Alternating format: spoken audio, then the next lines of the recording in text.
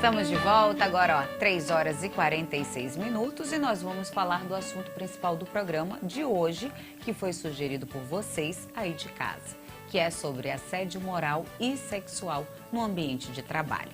Eu recebo aqui no estúdio Crice Monteiro Cavalcante dos Reis, que é advogada especialista em Direito do Trabalho e atualmente é membro da Comissão de Direito do Trabalho da Ordem dos Advogados do Brasil, Seccional Amazonas. Boa tarde, doutora Crice, seja bem-vinda. Boa tarde, Liliane. É um prazer estar aqui com vocês, né? Para a gente conversar um pouco sobre esse tema que é tão importante, que é um tema que vem crescendo ao longo dos anos, né? A gente vê uma crescente, uma preocupação, na verdade, dos entes políticos, do próprio judiciário. A gente vê uma preocupação em relação a isso, né? Então é muito importante que as pessoas também saibam como proceder. Às vezes as pessoas estão passando por uma situação e nem sabem que estão passando, né? Então é muito importante, sim.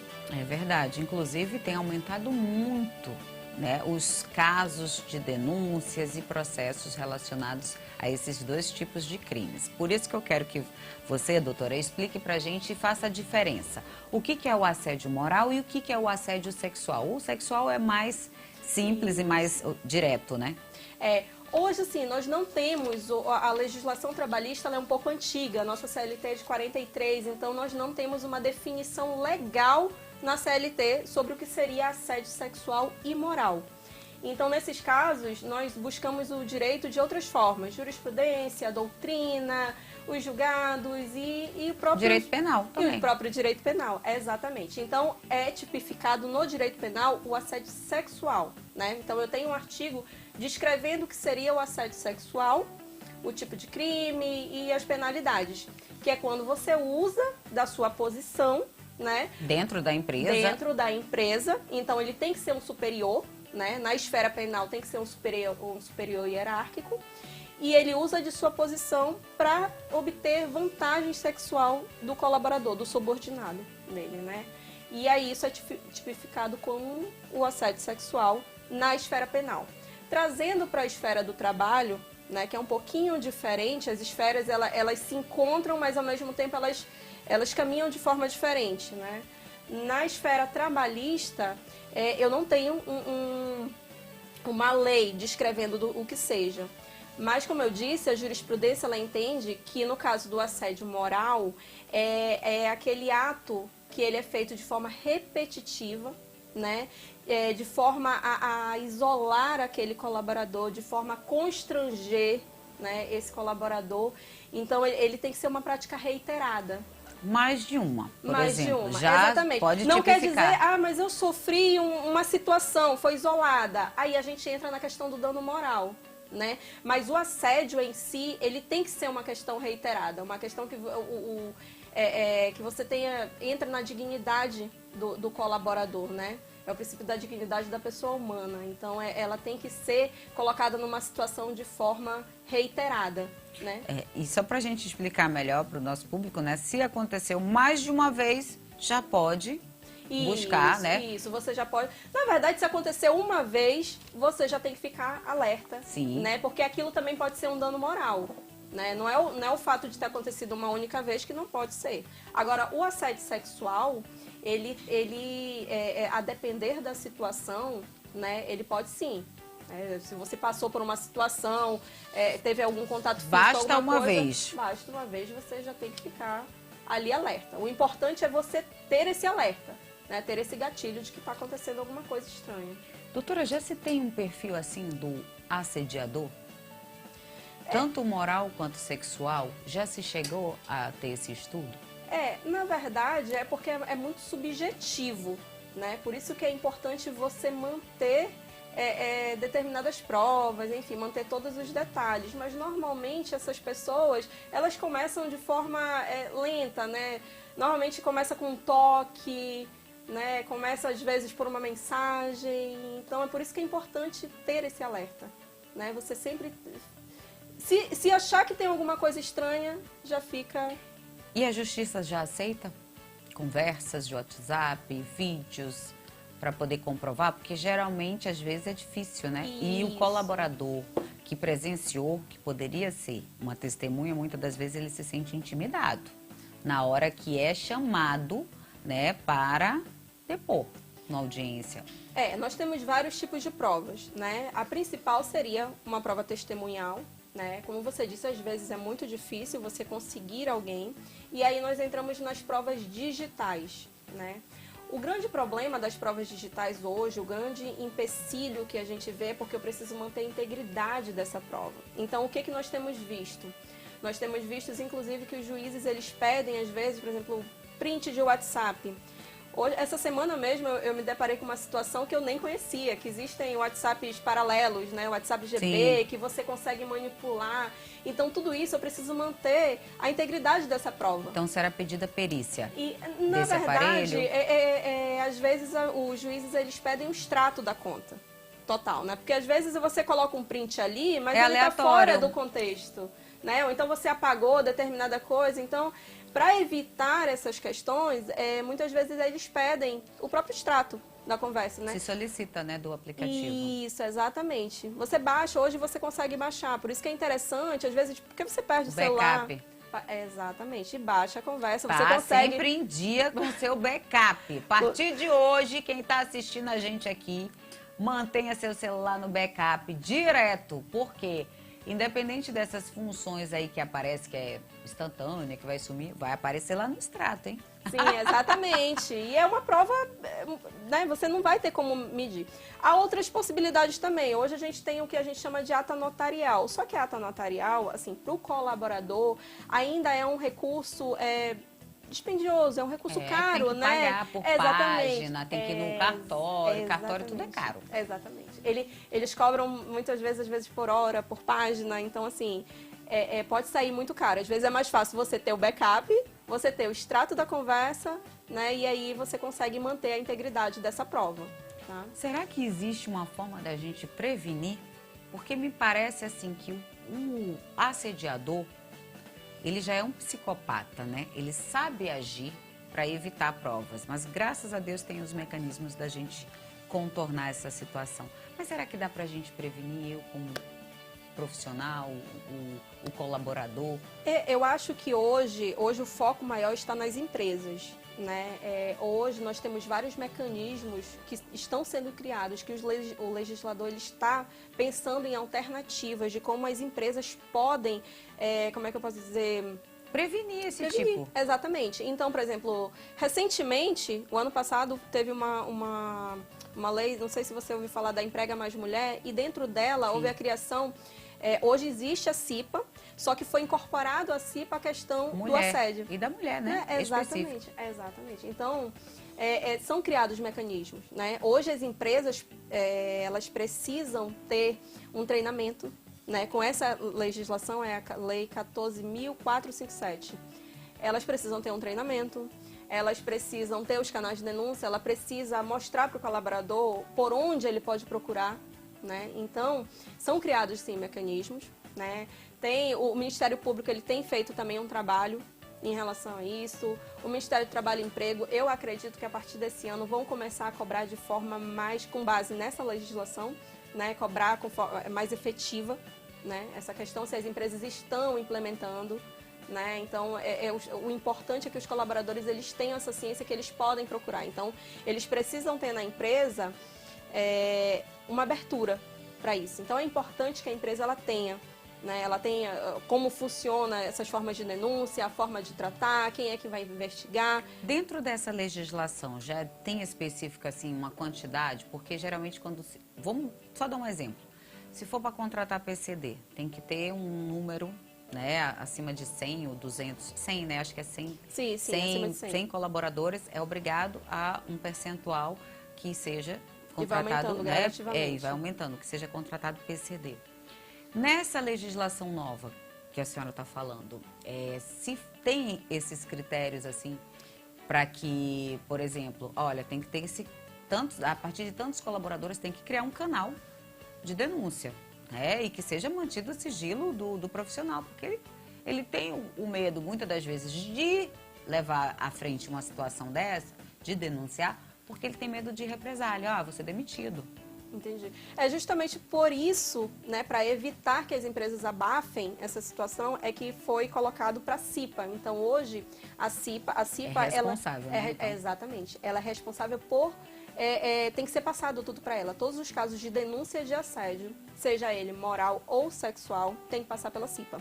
A CIPA não é obrigatória para todas as empresas. Aí vai depender do CNAE, do cruzamento do CNAE com a quantidade de colaboradores. Mas se não for a CIPA, pode ir ao sindicato, Sim, né? Que é uma também. entidade também Ou o próprio Ministério Público, que né? representa, né? Hoje, inclusive, o Ministério Público, ele tem no próprio site dele, tem um link Canal, específico. né, de denúncia? Tem um link específico para canais de denúncias de tipo de assédio, né? E aí é feita uma diligência, né, para Sim, averiguar. a partir da denúncia, eles vão chamar, verificar se tem provas o suficiente. É interessante também, né, que essas provas, que a pessoa, ela tem essa certeza, porque também eu não posso chegar dizendo que eu sofri um assédio e não, como é que eu posso dizer, não conseguir comprovar, né, senão eu posso também ter uma penalidade. Certo, agora vamos falar, né, sobre as questões dos direitos dos trabalhadores. O que fazer, né? Porque a gente explicou a tipificação, né? Aonde se busca, no caso, justiça, no que tange aos crimes cometidos. A gente falou como prevenir. Agora, digamos que ocorreu nesse exato momento um caso de assédio moral, né? O superior hierárquico chegou dentro da sala, começou a falar de uma forma a humilhar, né, determinado profissional, ou até mesmo dar a ele uma carga muito superior, né, de atividade para que ele execute. E aí, como é que eu vou proceder? Eu, funcionário.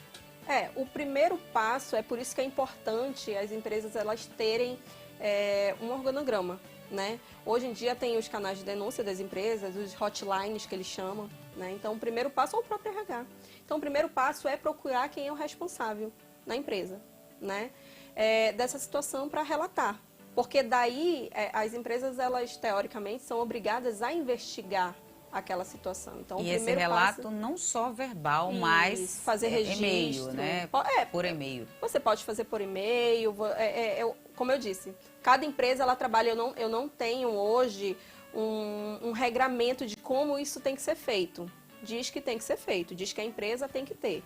Então, cada empresa implanta de uma forma. Mas hoje, pelo menos, boa parte das empresas, ela já tem isso sim. Já vem há alguns anos. Deve ter até assim, tipo um canal, tipo assim, o WhatsApp do RH. Isso. Inclusive, algumas empresas, tá, um adendo, elas levam isso tão a sério que as investigações sequer são feitas pela empresa. Os canais de denúncia, por exemplo, é para uma empresa terceirizada, para manter a integridade, para dizer que a empresa não está abafando. Para não ter suspeição, né, de favorecimento. Exatamente. Então, tem algumas empresas que, enfim, né, eles têm uma terceirizada. Geralmente são as grandes empresas, né, que aí já tem uma condição maior de pagar, né, uma terceirizada. Mas o pequeno não. Infelizmente, mas como eu falei, a lei ela não prevê como tem que ser feito. Ela diz que tem que ser feito. Então, é importante, né, as empresas elas têm uma obrigação legal de dar um ambiente de trabalho favorável, saudável, né? Favorável, né, que mantenha esse colaborador no bem-estar.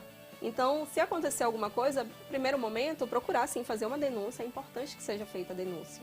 E a partir daí a empresa ela tem a obrigação de fazer a investigação.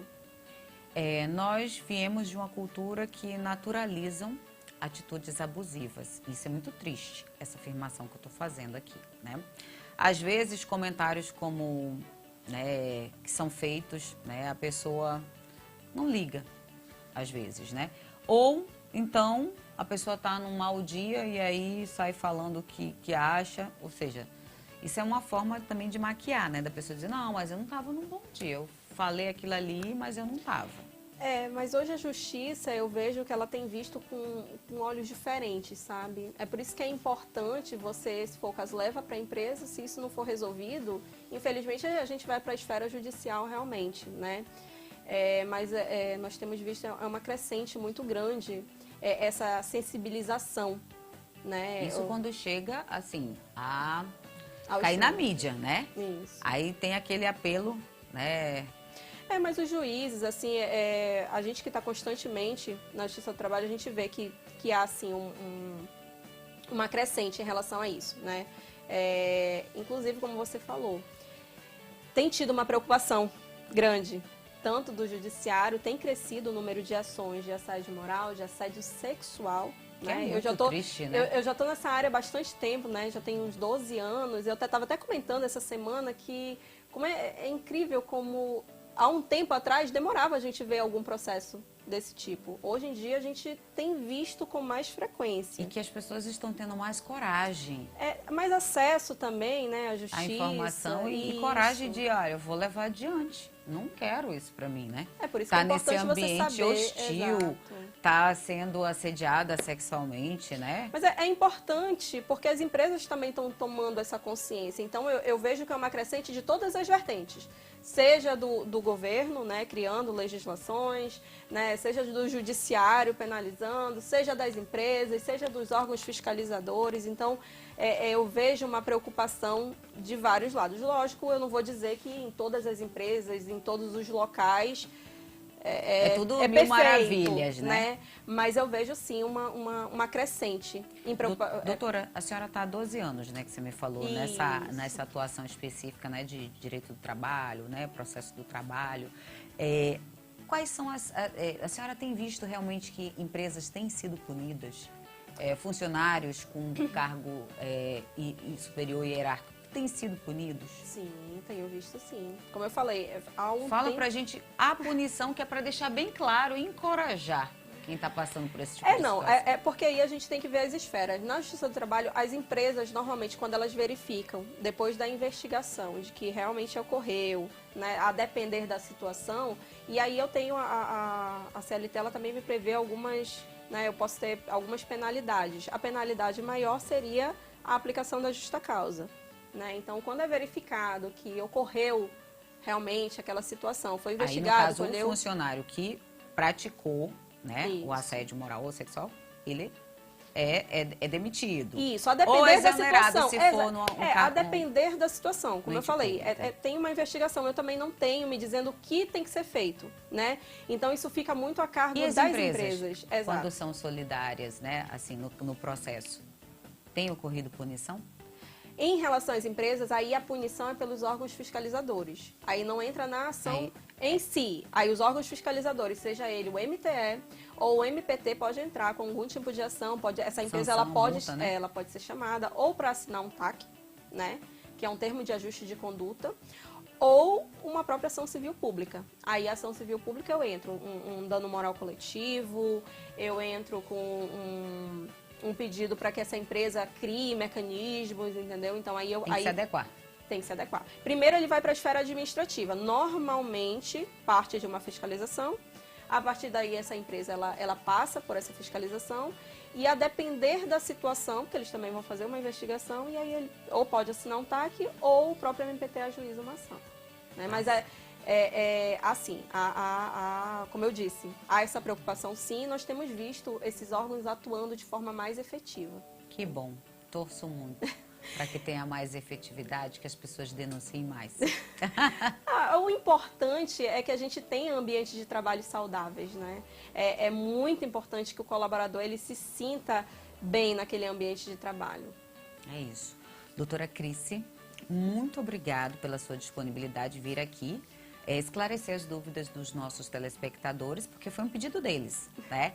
Então, a gente trabalha muito em prol da nossa audiência, do nosso telespectador, e a gente fica muito feliz quando a gente consegue atender um pedido do nosso telespectador e em nome deles, né? Que a gente está aqui só por causa deles. Sim. Eu gostaria muito de agradecer a sua disponibilidade em estar aqui hoje conosco. Eu que agradeço a todos e, assim, na dúvida, eu sempre costumo falar, na dúvida, procure um advogado, né? Ele vai saber lhe instruir, vai dizer o que pode ser feito, se tem chances de êxito, se não tem. Então, é importante você procurar. Né? E desde já deixa um convite. Sempre que tiver e for nessa área, a gente vai lhe convidar, doutora. Obrigada.